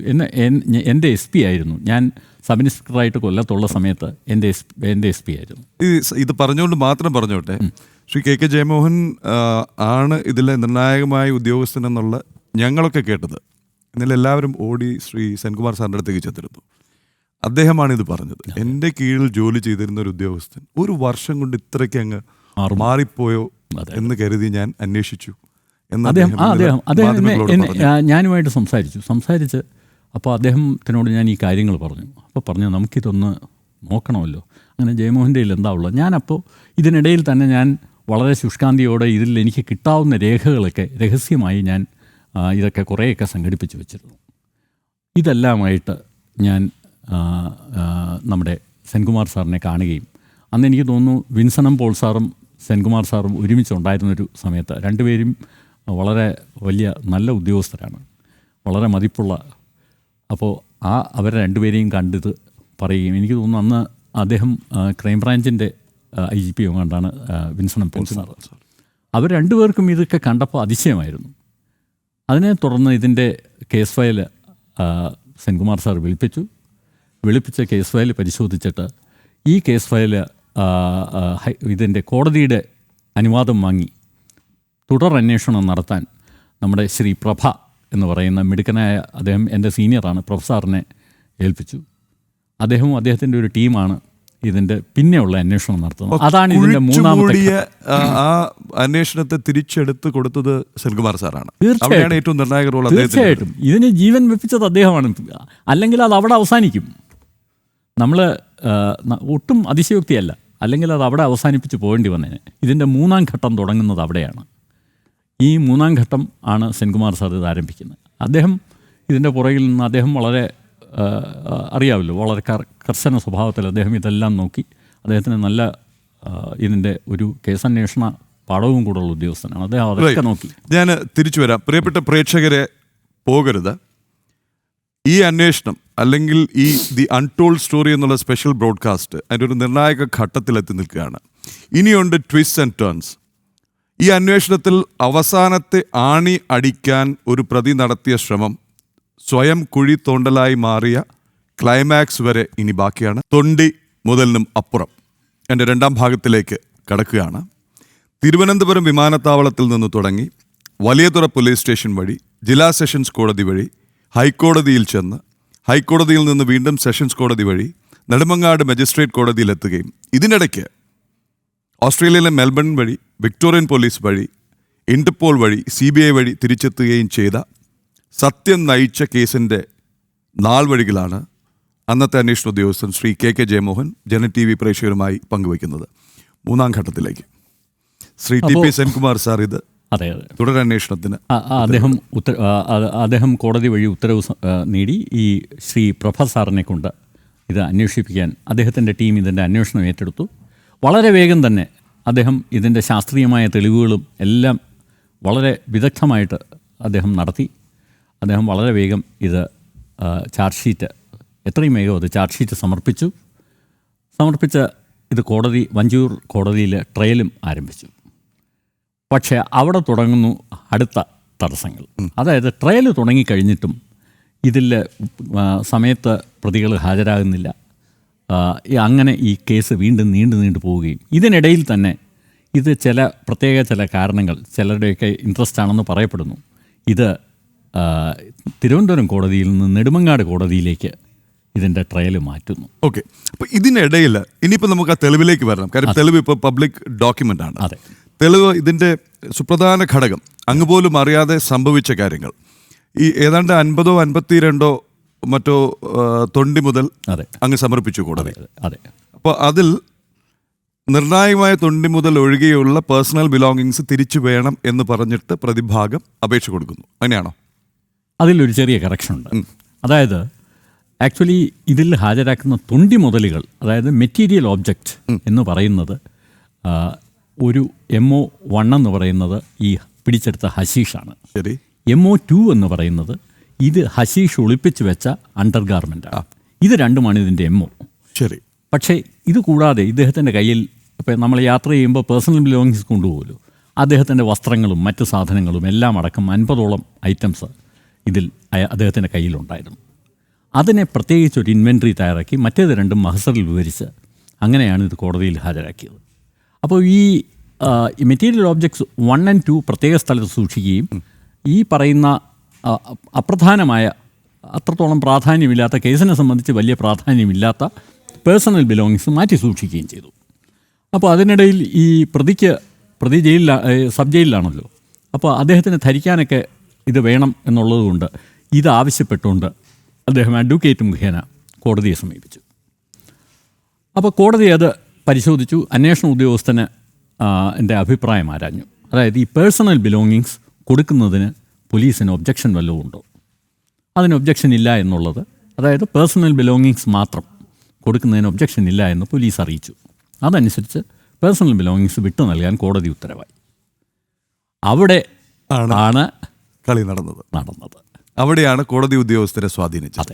അവിടെയാണ് മെറ്റീരിയൽ ഓബ്ജക്റ്റിന്റെ ഭാഗമായിരുന്ന ജട്ടിയെ പേഴ്സണൽ ബിലോങ്ങിങ് ആയി കൊണ്ടുപോകുന്നത്. ഇനി അത് കുറച്ചുകൂടെ വേഗത്തിലാക്കാൻ, എന്നിട്ട് വളരെ വിനയപൂർവ്വം സത്യസന്ധതയോടുകൂടി നിഷ്കളങ്കനായി ഇതറിയാതെ ഈ നീല ജട്ടി ഞങ്ങളുടെ കയ്യിൽ വന്നു, ഇത് തിരിച്ച് സമർപ്പിക്കുകയാണോ ചെയ്തത്? അല്ല, ഇത് അടയാളം ഇത് വളരെ, ഇതൊന്നും ആ കാലത്ത് അറിയില്ല എന്നുള്ളത് ഓർക്കണം. ഇത് ഒന്ന്, ഈ പ്രത്യേകം സൂക്ഷിച്ചിരിക്കുന്ന ഈ സാധനം മെറ്റീരിയൽ ഒബ്ജക്റ്റ് ഒരിക്കലും മറ്റേതുമായിട്ട് ഈ ഇന്നസെൻ്റായിട്ട് കലരാൻ അല്ലെങ്കിൽ അത് അങ്ങനെ കൊടുക്കാൻ പറ്റുന്നതല്ല. അത് കോടതിയുമായി ബന്ധപ്പെട്ട ആർക്കും മനസ്സിലാക്കാവുന്ന കാര്യമേ ഉള്ളൂ. അവർ പറയുന്നത് ഈ മറ്റേതിനകത്തും ഒരു ജട്ടി ഉണ്ടായിരുന്നു പോലും. മറ്റേതിനകത്ത് ജട്ടി ഉണ്ടെങ്കിൽ അത് മറ്റേതിലുള്ളതാണ്, അത് സെപ്പറേറ്റാണ്, അത് വെളിയിൽ സൂക്ഷിച്ചിരുന്ന സാധനങ്ങളാണ്. അപ്പോൾ അത് തമ്മിൽ ഒരിക്കലും മിക്സപ്പായി അങ്ങനെ ഇന്നസെൻ്റായിട്ട് പുറത്തു പോകത്തില്ല. ഇനി ഇൻ കേസ് ഇത് ഇന്നസെൻ്റായി പുറത്തു പോയി എന്ന് തന്നെ നിങ്ങൾ ആ ഒരു ആർഗ്യുമെൻ്റ് സേക്കിന് വിശ്വസിച്ച് നോക്കൂ. എന്നാൽ സാധാരണഗതിയിൽ താങ്കളൊരു സാധനം ഒരിടത്ത് താങ്കളുടെ കയ്യിൽ വരണ്ടാത്ത ഒരു സാധനം കയ്യിൽപ്പെട്ടു, ഇത് താങ്കളുടെ ശ്രദ്ധയിൽപ്പെട്ടാലുടൻ താങ്കൾ എന്താ ചെയ്യേണ്ടത്? ഇമ്മീഡിയറ്റായിട്ട് തിരിച്ച് റിപ്പോർട്ട് സഹിതം ഇതുപോലെ അബദ്ധവശാൽ ഈ സാധനം എൻ്റെ കയ്യിൽ വന്നിരിക്കുന്നു, ഇത് അങ്ങനെ ഒരു റിപ്പോർട്ടുണ്ടോ ഇതിൽ? എന്തുകൊണ്ട് അതുണ്ടായില്ല? ഇവിടെ എനിക്ക് വേറെയും സംശയമുണ്ട്. ഇങ്ങനെ വന്നപ്പോൾ പ്രതിയുടെ കൈവശം ട്രയലിന് മുമ്പ് 4 മാസത്തോളം ഈ പ്രതിയുടെ അഭിഭാഷകൻ ഒപ്പിട്ട് ഈ ജട്ടി വാങ്ങിയിട്ട് ഈ കോടതികൾക്കും ഉത്തരവാദിത്വമില്ലേ? പക്ഷേ കോടതി പോലും ഇങ്ങനെയൊരു സംഗതി ട്രയലിന് മുമ്പ് നടന്നു എന്നുള്ളത് ഈ അന്വേഷണ ഉദ്യോഗസ്ഥനായ എന്നെ അറിയിക്കുകയോ അതവർ റെക്കോർഡ് ചെയ്യുകയോ ചെയ്തിരുന്നില്ല എന്നുള്ളത് വളരെ വളരെ വളരെ എനിക്ക് ഇപ്പോഴും വിശ്വസിക്കാൻ വയ്യാത്ത ഒരു ഇതായിട്ട് തോന്നുന്നുണ്ട്. ഓക്കെ, ഇനിയാണ് ഈ പ്രതിഭാഗത്തിൻ്റെ ഒരു വിനയം പുറത്തു വരുന്നത് അല്ലേ? അതെ, ഞങ്ങളുള്ള കോടതിയിൽ നിന്ന് ഇത് മാറ്റണമെന്ന്. അതെ, അങ്ങനെ ഇതിവിടുന്ന് നെടുമങ്ങാട്, അതായത് ഇതിൻ്റെ അഭിഭാഷകൻ, ഇവിടെ പ്രാക്ടീസ് ചെയ്യുന്ന അഭിഭാഷകൻ, ഇതിലെ ഒന്നാം പ്രതി ഇവിടെ കോടതിയിൽ വർക്ക് ചെയ്യുന്ന ജീവനക്കാരൻ. അതുകൊണ്ട് ഇതൊന്നും ഇല്ലാത്ത, നമുക്ക് കേട്ടാൽ എന്ത് മനോഹരമായി തോന്നുന്നു. വളരെ ഇതല്ലേ, ശരിയല്ലേ? അവരുള്ള കോടതിയിൽ ഇത് നടത്തുക പോലും ചെയ്യരുത്. ഇത് എന്തോ ഒരു വളരെ ഇതായിട്ടുള്ളൊരു ആർഗ്യുമെൻ്റ്. അത് കേട്ടുടൻ തന്നെ കോടതി സമ്മതിച്ചു. അത് ശരിയാണ്. അത് നെടുമങ്ങാടേക്ക് മാറ്റി. ജില്ലാ അല്ലെങ്കിൽ സെഷൻസ് കോടതിയിൽ നിന്ന് മജിസ്ട്രേറ്റ് കോടതിയിലേക്ക് അല്ല, ഇവിടെയും മജിസ്ട്രേറ്റ് കോടതി തന്നെയായിരുന്നു. ആ മജിസ്ട്രേറ്റ് കോടതിയിൽ നിന്ന് നെടുമങ്ങാട് മജിസ്ട്രേറ്റ് കോടതിയിലേക്ക് മാറ്റി. അവിടെ ചെന്ന് കഴിഞ്ഞപ്പോഴാണ് ഇത് ഇങ്ങനെ ഒരു അറ്റവുമില്ലാതെ ഇത് നീണ്ടു പോയത്. ഏതാണ്ട് 29-30 അവധികളിൽ ഇതിലെ പ്രതി ഹാജരായില്ല എന്നാണ് എനിക്ക് മനസ്സിലാകാൻ സാധിച്ചത്. ഏതാണ്ട് 4 കൊല്ലത്തോളം, 4-5 കൊല്ലം ഇതിങ്ങനെ നീണ്ടു. ആ കാലയളവിൽ എപ്പോഴാണ്, എനിക്ക് തോന്നുന്നു 2022 ആ സമയത്താണ് ഇതിൻ്റെ 4ാം ഘട്ടം ശ്രീ അനിൽ ഇമാനുവൽ എന്ന് പറയുന്ന മാധ്യമപ്രവർത്തകൻ ഇതിൽ കടന്നു വരുന്നത്. അനിലിനെ പറ്റി പറയാനാണെങ്കിൽ, ഞാൻ ഇതിൻ്റെ ഈ ജേണിയിൽ, അതായത് ഈ 90 മുതൽ ഈ കേസ് പ്രോമിനൻസിൽ വന്നത് മുതൽ ഒരുപാട് മാധ്യമപ്രവർത്തകരുമായിട്ട് ബന്ധപ്പെടാനിടയായിട്ടുണ്ട്. ഞാൻ ആരെയും കുറ്റപ്പെടുത്തുകയൊന്നുമല്ല. പക്ഷേ കാര്യം, എല്ലാവർക്കും ഒരുപാട് ജോലി തിരക്കും കാര്യങ്ങളുമൊക്കെ ഉള്ളതാണ്. പക്ഷേ മിക്ക മാധ്യമപ്രവർത്തകർക്കും ഒരു സ്റ്റോറി ഒരു ബ്രേക്കിംഗ് ന്യൂസിൽ കൊണ്ടെത്തിക്കുന്നതിനപ്പുറം ഒരു സ്റ്റോറി ക്യാരി ചെയ്യാനായിട്ട് അവർക്ക് മറ്റ് ഒരുപാട് സ്റ്റോറീസ് അവർ ഫോളോ അപ്പ് അത് ഇല്ല എന്ന് എനിക്ക് പലപ്പോഴും തോന്നി. അപ്പോൾ ആദ്യം വളരെ ഇൻട്രസ്റ്റോടെ ഞാനിത് രേഖപ്പിക്കാം, ഇത് ചെയ്യാം, അത് ചെയ്യാമെന്ന് പറയുന്നവരുടെ പോലും ഈ ആരംഭ ശൂരത്തിന് അപ്പുറം അവർക്ക് പോകാൻ കഴിയുന്നില്ല എന്ന് എനിക്ക് വളരെ വേദനയോടെ മനസ്സിലാക്കേണ്ടി വന്നു. കുറേ കഴിയുമ്പോൾ ചിലപ്പോൾ വിളിച്ചാൽ പോലും എടുക്കില്ല എന്നുള്ള രീതിയിലേക്ക് ഇത് വരുന്നത് ഞാൻ വളരെ വേദനയോടെ കണ്ടിട്ടുണ്ട്. പക്ഷേ അനിൽ ഇമാനുവൽ വന്നപ്പോഴും ഞാൻ അതുകൊണ്ട് വളരെ ഒരു ഡിസ്റ്റൻസ് ഇട്ടാണ് നിന്നത്. അനിൽ എന്നെ സമീപിച്ചു, ഇതിൻ്റെ കാര്യങ്ങൾ അറിയുന്നു. ഞാൻ പറഞ്ഞു വരട്ടെ, നമുക്ക് ചെയ്യാം എന്നൊക്കെ പറഞ്ഞ് ഒഴുക്കൻ മട്ടിലുള്ള മറുപടിയാണ് ശ്രീ അനിലിന് ഞാൻ കൊടുത്തത്. പക്ഷേ അനിൽ പിന്നെ ഒരു ദിവസം വന്നു. അന്നും ഞാൻ അതുപോലെ തന്നെ നിന്നു. മൂന്നാമത്തെ തവണ വന്നപ്പോഴാണ് എനിക്ക് തോന്നുന്നത് അനിൽ കുറേ ഡോക്യുമെൻസുമായിട്ടാണ് എൻ്റെ അടുത്ത് വരുന്നത്. ആ ഡോക്യുമെൻറ്റ്സ് ഞാൻ വാങ്ങി നോക്കിയപ്പോൾ ശരിക്കും പറഞ്ഞാൽ ഞാൻ അന്തം വിട്ടുപോയി. എന്താണെന്ന് പറഞ്ഞാൽ ഇത് നെടുമങ്ങാട് കോടതിയിൽ ഉണ്ടായിരുന്ന എത്രയോ ഡോക്യുമെൻറ്റ്സ് വിവരാവകാശ രേഖയും പിന്നെ മറ്റേതോ ഒരു സെക്ഷൻ അദ്ദേഹം ഹൈക്കോർട്ടിൽ ഇത് പോയി അവിടെ പോയി ഒരുപാട് പാടുപെട്ട് ഒത്തിരി ആർഗ്യുമെൻറ്റ്സൊക്കെ നടത്തി ഈ രേഖകൾ കുറേ കോപ്പി സംഘടിപ്പിച്ച് കൊണ്ടുവന്നിരിക്കുന്നു. ഞാൻ എൻ്റെ ഇത് കണ്ട് എനിക്ക് ഐ വാസ് സോ ഇംപ്രസ്ഡ്. ഞാൻ ഒരിക്കലും പ്രതീക്ഷിച്ചില്ല. കാര്യം നമുക്കെല്ലാം അറിയാം, ഒരു ഓഫീസിൽ നിന്നൊരു വിവരാവകാശ രേഖ കിട്ടാൻ എത്ര ബുദ്ധിമുട്ടാണ്. നമ്മൾ പോകുമ്പോഴേ അതിൻ്റെ ബുദ്ധിമുട്ടറിയുള്ളൂ. ഇതൊരു കോടതിയിൽ നിന്ന് ഈ മനുഷ്യൻ പോയി എങ്ങനെ സംഘടിച്ചു. ഞാൻ അയാൾക്ക് കൈ കൊടുത്തു. ഞാൻ പറഞ്ഞു ഗ്രേറ്റ് ജോബ്, ഇനി നമുക്ക് നോക്കാമെന്ന് പറഞ്ഞു.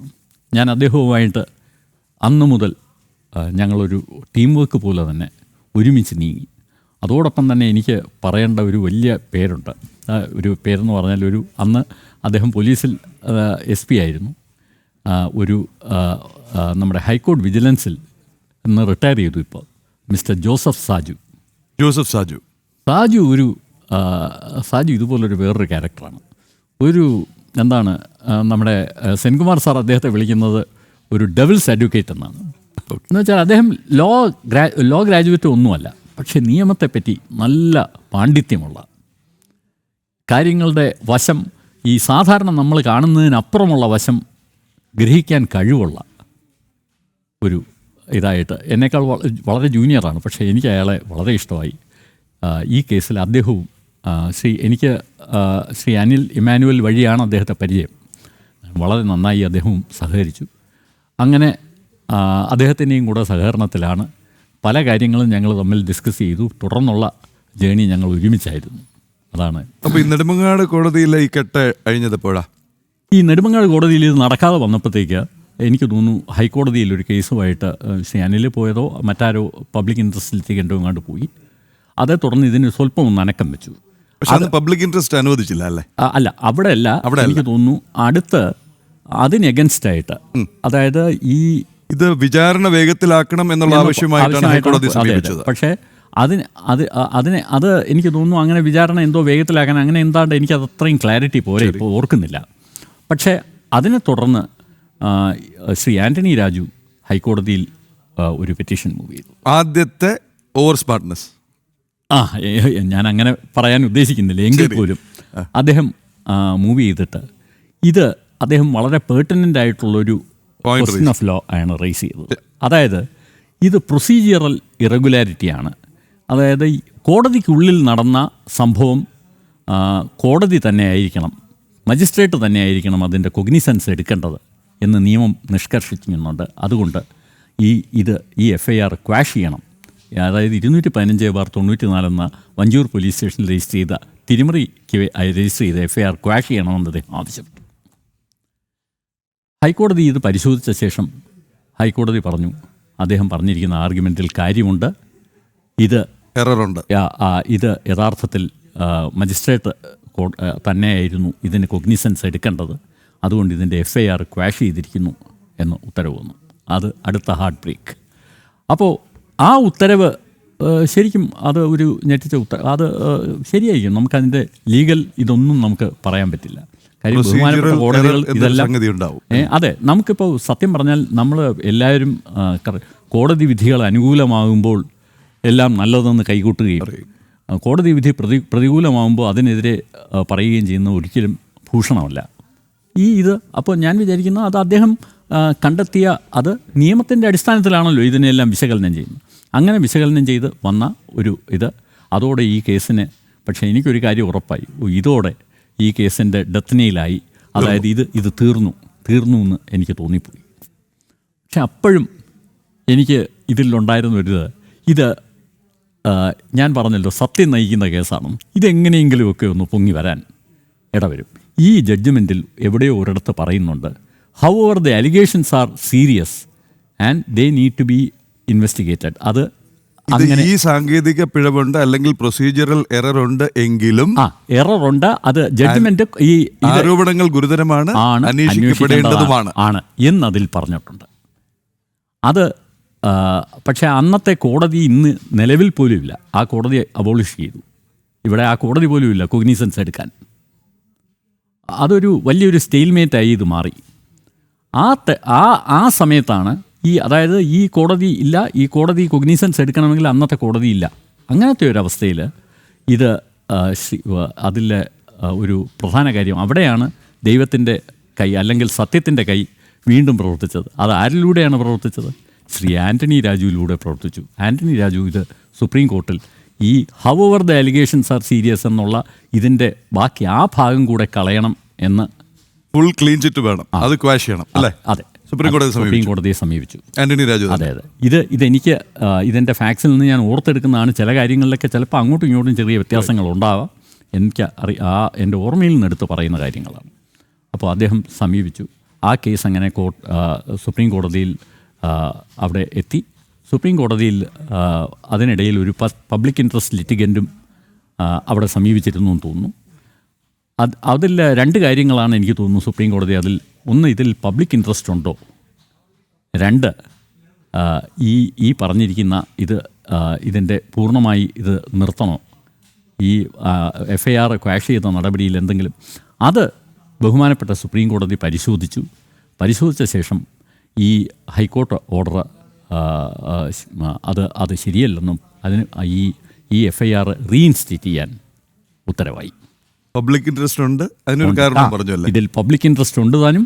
അതോടൊപ്പം ഈ FIR റീഇൻസ്റ്റേറ്റ് ചെയ്യണം. 1 വർഷത്തിനകം ഇതിൻ്റെ ട്രയൽ കംപ്ലീറ്റ് ചെയ്യണമെന്ന് നെടുമങ്ങാട് കോടതിക്ക് പരമോന്നത കോടതിയുടെ ഉത്തരവ് വന്നു. നെടുമങ്ങാട് കോടതിക്ക് അതെ ഉത്തരവ് വന്നു. അതിൽ പബ്ലിക് ഇൻട്രസ്റ്റ് കണ്ടതിലൊരു സുപ്രധാന ഒബ്സർവേഷൻ ക്രിമിനൽ ഇൻവെസ്റ്റിഗേഷൻ സംവിധാനത്തെ ഈ മൊത്തത്തിൽ അട്ടിമറിക്കുന്ന ഒരു സംഭവമാണെന്ന് അതൊരു സ്പീക്കിംഗ് ഓർഡറാണ് മനസ്സിലാക്കി.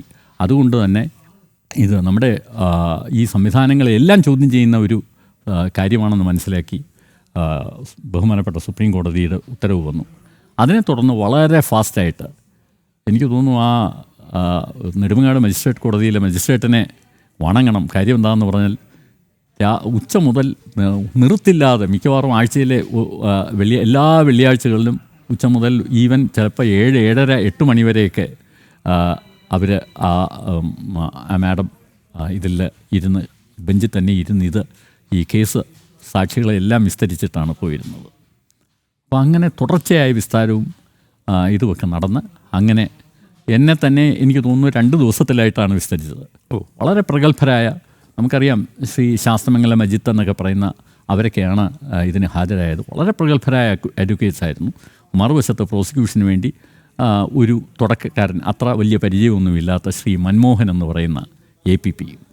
പക്ഷേ അദ്ദേഹത്തെ സമ്മതിക്കണം, ഇത്രയും സിൻസിയറായിട്ട് ഒരു APP വലിയ പ്രാഗൽഭ്യമുള്ള വലിയ വക്കീലന്മാരുടെ അടുത്തെല്ലാം ഈ ഒരു കുഞ്ഞ് APP വളരെ നന്നായിട്ട് പിടിച്ചു നിന്നു. കേസ് നന്നായിട്ട് പ്രസൻറ്റ് ചെയ്തു.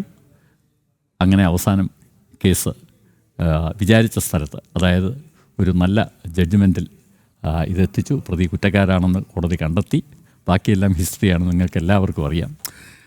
അനുമോദനങ്ങൾ. ഇതിൽ 2-3 ചോദ്യങ്ങൾ പിന്നെയും ഉയരുന്നു.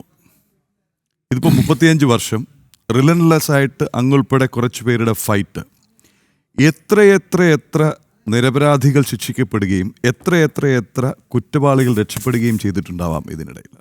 ഇതൊരു ക്ലാസിക് എക്സാമ്പിളാണ്. കാര്യം ഇന്ന് നമ്മൾ ഇരിക്കുന്നത് ലഹരി വിരുദ്ധ പ്രചാരണത്തിനായി സർക്കാരും എക്സൈസ് ഡിപ്പാർട്ട്മെൻറ്റും അടക്കം വിമുക്തി എന്നൊക്കെയുള്ള പേരിൽ പ്രചാരണം നടത്തുന്ന ഒരു നാട്ടിൽ രാജ്യാന്തര ലഹരിക്കടത്ത്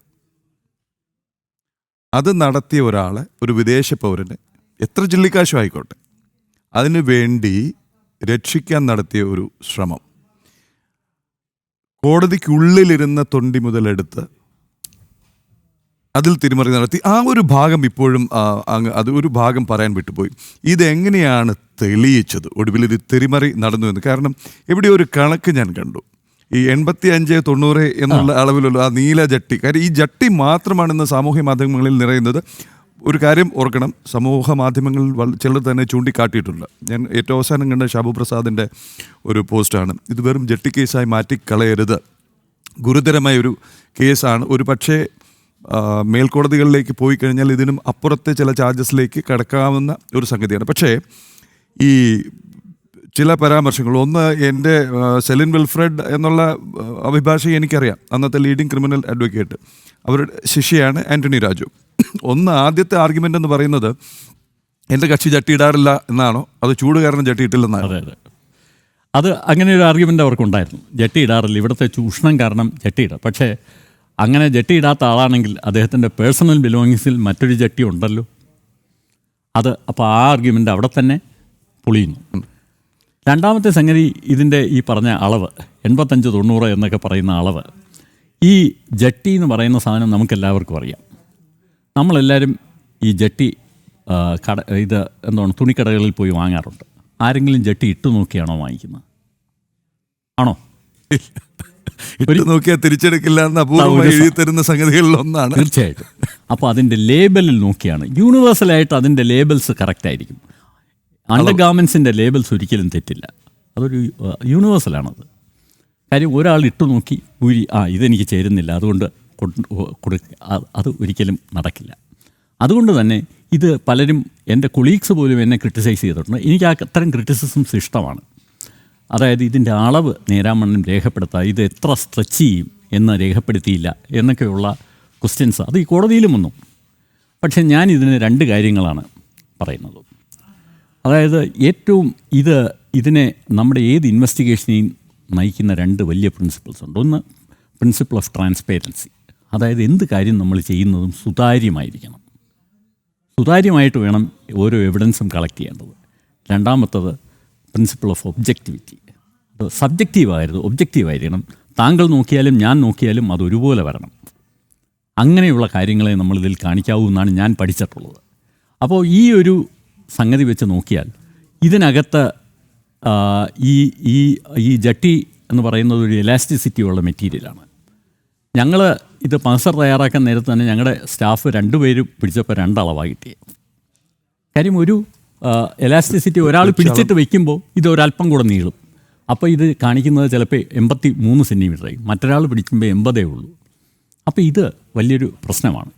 ഇത് ഞാൻ ഇങ്ങനെ ഇതിൻ്റെ അളവ് കൃത്യമായി ഇങ്ങനെ ഇത് പിടിച്ച് എഴുതുകയും 1-2 കൊല്ലത്തിന് ശേഷം ഇതിനെ വീണ്ടും ചിലപ്പോൾ വലിയോ പിടിക്കുകയോ ഒക്കെ ചെയ്യും. അങ്ങനെ ഇത് കോടതിയിൽ വരുന്ന സമയത്ത് നിങ്ങൾ 80 സെൻറ്റിമീറ്റർ എന്ന് പറഞ്ഞ് കൊടുത്തിരിക്കുന്ന ജട്ടിക്ക് ഇപ്പോൾ 84 സെൻറ്റിമീറ്റർ ഉണ്ടല്ലോ എന്ന് ചോദിച്ചാൽ അത് നമുക്ക് ദോഷകരമായിട്ട് വരും എന്നുള്ളത് അന്നേ ഞാൻ മുൻകൂട്ടി കണ്ടിരുന്നു. അതുപോലെ തന്നെ ഇത് വലിക്കുക എന്ന് പറയുന്നത് താങ്കൾ ഇതിൽ നമ്മൾ അപ്ലൈ ചെയ്യുന്ന ഫോഴ്സ് അനുസരിച്ചാണ്. താങ്കൾ വലിക്കുന്ന പോലെയല്ല ഞാൻ വലിക്കുന്നത്. ചിലപ്പോൾ താങ്കൾ വലിച്ചാൽ അത് 90 സെൻറ്റിമീറ്റർ നീളും, ഞാൻ വലിച്ചാൽ 85 ചിലപ്പോൾ വരത്തുള്ളായിരിക്കും. പിന്നെ അതിൽ കൂടുതൽ ചിലപ്പോൾ പുള്ളി ചെയ്താൽ ഇത് പൊട്ടിപ്പോയെന്നും വരും. മനസ്സിലായോ? അപ്പോൾ ഇത്തരം കാര്യങ്ങളെല്ലാം മുൻകൂട്ടി കണ്ടാണ് അത്തരം അളവുകൾ ഒഴിവാക്കി വളരെ സിമ്പിളായിട്ട് അതിൽ കണ്ട ലേബലിൽ കണ്ട ഡിസ്ക്രിപ്ഷൻ മഹ്സറിൽ നോട്ട് ചെയ്ത് സാക്ഷികളുടെ സാന്നിധ്യത്തിൽ അത് മഹ്സർ ബന്ദോബസ്തിലെടുത്ത് അത് സീൽ ചെയ്ത് കോടതിയിലെത്തിച്ചത്. അത് ആ ആർഗ്യുമെൻ്റ് കോടതി അക്സെപ്റ്റ് ചെയ്തിട്ടുണ്ട്. ഈ ജട്ടി ഇട്ട് കാണിക്കാനൊരു ശ്രമം ഇവിടെ തന്നെ നടന്നിരുന്നു. അത് ഇതിലെ ഒരു പ്രധാനപ്പെട്ട സംഗതിയാണ്. ഇവിടുത്തെ സെഷൻസ് കോടതിയിൽ ട്രയൽ നടക്കുമ്പോൾ ബഹുമാന്യനായ പ്രതിഭാഗം അഭിഭാഷകൻ ശ്രീ കുഞ്ഞിരാമൻ അദ്ദേഹം ചോദിച്ച ഒരു ചോദ്യം എനിക്കിന്ന് ഓർമ്മയുണ്ട്. ഈ ജട്ടി MO2 ജട്ടി ഈ പ്രതിക്ക് ധരിക്കാൻ കഴിയില്ല എന്ന് ഞാൻ പറഞ്ഞാൽ അത് ശരിയല്ലേ? ഞാൻ പറഞ്ഞല്ല, ഇത് തികച്ചും തെറ്റാണ്. കാര്യം പ്രതിയിൽ നിന്ന് ഞാൻ ഊരി വാങ്ങിയ ജട്ടിയാണ്, അതുകൊണ്ട് തീർച്ചയായിട്ടും അത് അയാൾക്ക് ധരിക്കാൻ പറ്റും. എന്തെങ്കിലും സംശയമുണ്ടെങ്കിൽ ഈ കോടതി മുമ്പാകെ അത് ടെസ്റ്റ് ചെയ്യണം എന്ന് ഞാൻ പറഞ്ഞു. പക്ഷേ ഇത് ഞാനൊരു ഇങ്ങനെ പറഞ്ഞു പോയെങ്കിലും അത് ആ സമയത്തങ്ങ് വന്നതാണ്. അത് നമ്മുടെ വിശ്വാസത്തിൽ നിന്ന് നമുക്ക് പെട്ടെന്ന് വന്നുപോയ ഉത്തരമാണ്. പക്ഷേ അത് അദ്ദേഹം ജഡ്ജ് റെക്കോർഡ് ചെയ്തോന്നൊന്നും ഇതെന്താണെന്ന് പറഞ്ഞാൽ സാധാരണഗതിയിൽ ഇതൊരു വിശ്വാസമാണ്. നമ്മൾ പറയുന്നതൊക്കെ റെക്കോർഡ് ചെയ്യും. അപ്പോൾ 10-40 പേജ് കാണും നമ്മുടെ ഡിപ്പോസിഷൻ സ്റ്റേറ്റ്മെൻറ്റ്, അല്ലെങ്കിൽ 10-20 പേജെങ്കിലുമൊക്കെ കാണും. നമുക്ക് ഇതിന് ശേഷം ഇത് ഒരുമിച്ച് തരും. നമ്മൾ എല്ലാ പേജിലും ജസ്റ്റ് ഇങ്ങനെ ഒന്ന് നോക്കിയിട്ട് ഒപ്പിട്ട് കൊടുക്കും. എന്നിട്ട് സർട്ടിഫിക്കറ്റ് എഴുതിയ ശേഷം ഒപ്പിട്ട് ഇത് കൊടുക്കുകയാണ് പതിവ്. പെട്ടെന്ന് ഇത് വിട്ടുപോയി കഴിഞ്ഞപ്പോൾ, അതായത് ഈ നമ്മുടെ ഹൈക്കോർട്ടിൽ നിന്ന് ഇത് വിട്ടുപോയി കഴിഞ്ഞപ്പോൾ എൻ്റെ ആദ്യത്തെ ആശങ്ക അതായിരുന്നു. അതായത് ഇത് ഞാൻ പറഞ്ഞത് റെക്കോർഡ് ചെയ്യപ്പെട്ടിട്ടുണ്ടോ, ഞാനത് വായിച്ചിട്ടില്ലല്ലോ. ഞാൻ ഇമ്മീഡിയറ്റ് ആയിട്ട് ഡിപ്പോസിഷൻ സ്റ്റേറ്റ്മെൻറ്റ് കോർട്ടിൽ അപേക്ഷ കൊടുത്ത് വാങ്ങി. പരിശോധിച്ചപ്പോൾ കറക്റ്റായിട്ട് അവിടെ അത് റെക്കോർഡ് ചെയ്തിരിക്കുന്നു. എനിക്ക് തോന്നി എനിക്കൊരു വലിയ ആശ്വാസമായിരുന്നു. അപ്പോൾ ആ ആർഗ്യുമെൻറ്റ് ഞാൻ പറഞ്ഞെങ്കിലും കോടതിയിൽ ഈ പ്രതിഭാഗം അത് വളരെ കണ്ണിങ്ങായിട്ട് അത് ഖണ്ഡിക്കാൻ പോയില്ല, അത് പ്രസ് ചെയ്യാൻ പോയില്ല. അവിടെ അവർ വിട്ടു. വളരെ സ്ട്രാറ്റജിക് ആയിട്ട് വിട്ടതാണ്. Correct, exactly. ബിക്കോസ് അവിടെ വെച്ച് ഇത് ടെസ്റ്റ് ചെയ്താൽ ഞാൻ അപ്പം തന്നെ ഇതിനെതിരെ ഞാൻ നടക്കും. ഇത് അപ്പം തന്നെ ചലഞ്ച് ചെയ്യും. ഇത് എന്തുകൊണ്ടോ ഇത് മാറ്റിയിരിക്കുന്നു, ടാമ്പറിംഗ് നടന്നിരിക്കുന്നു എന്ന് ഞാൻ അവിടെ വെച്ച് തന്നെ പറയും. അതേസമയം ഹൈക്കോർട്ടിലാവുമ്പോൾ നമ്മളെ വിളിക്കില്ലല്ലോ, സാക്ഷിയില്ലല്ലോ, അവിടെ സാക്ഷി വിസ്താരമില്ല. അപ്പോൾ വളരെ ഈസി ആയിട്ട്, വളരെ ക്ലെവറായിട്ട് അവിടെ അവർ ഇതേ ആർഗ്യുമെൻറ്റ്സ് റേസ് ചെയ്തു. അത് ഹൈക്കോടതി ടെസ്റ്റ് ചെയ്തപ്പോൾ അത് പ്രതിക്ക് യോജിക്കുന്നില്ല എന്ന് മനസ്സിലായി. അവിടെയാണ്. അപ്പോൾ ഈ ഹൈക്കോടതിയിൽ ഇത് ട്രൈ ചെയ്തു അല്ലേ? ഹൈക്കോടതിയിൽ ഇത് ഫാക്റ്റാണ്, ആളുടെ മുട്ട് വരെ വരുന്നുള്ളൂ എന്ന് അദ്ദേഹം അതിൻ്റെ ബേസിസിൽ ആണ് ഈ സംശയത്തിൻ്റെ ആനുകൂല്യം നൽകി ഈ പ്രതിയെ തിരികെ ഓസ്ട്രേലിയയിലേക്ക് വിട്ടത്. ഏതായാലും ശ്രീ കെ ജയമോഹൻ, ഒപ്പം അങ്ങേക്കൊപ്പം ഫൈറ്റ് ചെയ്ത് അനിൽ ഇമ്മാനുവൽ, ശ്രീ TP സെൻകുമാർ, ശ്രീ രാജ്ഗോപാൽ നാരായൺ, പിന്നെ മറ്റ് അന്വേഷണ ഉദ്യോഗസ്ഥർ, ഈ പറഞ്ഞ ഹൈക്കോടതിയിലെ vigilance officer Joseph Saju, APP ഏറ്റവും ഒടുവിലെ APP മൻമോഹൻ, നിങ്ങൾ ഒരുപക്ഷെ രക്ഷിച്ചത് കേരള പോലീസിൻ്റെ മാനം, ഇന്ന് സർവീസിലുള്ള സേനയുടെ മാനം, ഒരു സേനയുടെ ഒന്നാകെ നാണം കെടുത്തുമായിരുന്ന ഒരു കേസ്, സേനയുടെ അങ്ങ് പ്രവർത്തിച്ച സേനയുടെ മാനം, അതുപോലെ തന്നെ നീതിന്യായ വ്യവസ്ഥയിലുള്ള ഒരു വിശ്വാസം. 35 വർഷം എന്നുള്ളത് ചെറിയ കാലയളവല്ല. പ്രാക്ടിക്കലി 2 ജനറേഷൻ മാറിക്കഴിഞ്ഞു. അവിടെ സത്യം പുനഃസ്ഥാപിക്കപ്പെടുന്നു. അങ്ങ് പറഞ്ഞതുപോലെ തന്നെ വിവിധ വഴികളിലൂടെ ഓസ്ട്രേലിയയിലെ മെൽബൺ വഴി, വിക്ടോറിയൻ പോലീസ് വഴി സത്യം തിരിച്ചിവിടെ എത്തിക്കുന്നു. ഏതായാലും അനുമോദനങ്ങൾ. ഇന്നലെ മുതൽ താങ്കളുടെ ഫോൺ നിർത്താതെ ശബ്ദിക്കുകയാണെന്ന് എനിക്കറിയുന്നു. അങ്ങേ ബന്ധപ്പെടാൻ പോലും ഒരുപാട് സമയമെടുത്തു. അപ്പം അനുമോദനങ്ങൾ. ഒപ്പം ഏറ്റവും ശ്രദ്ധേയമായത്, അങ്ങിതിൻ്റെ പിന്നാലെ ഉണ്ടെന്നുള്ളത് ഒരു മനുഷ്യനും അറിഞ്ഞിരുന്നില്ല എന്നുള്ള, ഒരുപക്ഷെ വിരലിലുണ്ടാവുന്ന അങ്ങയുടെ ടീമിലുള്ളവർ ഒഴികെ. വളരെയധികം നന്ദി. ഈ തിരക്കിനിടയിൽ ജനൻ TVക്കൊപ്പം ഈ അനുഭവങ്ങൾ പങ്കുവച്ച്. ഇതായിരുന്നു ആഗ്രഹം. കാര്യം ഇത് കേവലം ഒരു ജട്ടിയായി മാറുന്നു, കേവലം ഒരു ജട്ടിക്കഥയായി മാറുന്നു. അതല്ല, ഇവിടെ നടന്നത് എന്തൊക്കെയാണ്, ഏതൊക്കെ തരത്തിൽ നീതിയെ അട്ടിമറിക്കാം, അന്വേഷണത്തെ അട്ടിമറിക്കാം എന്നുള്ളതും കൂടി പൊതുജനം അറിയുന്നുള്ളതാണ്. വളരെയധികം നന്ദി. നമസ്കാരം. Thank you.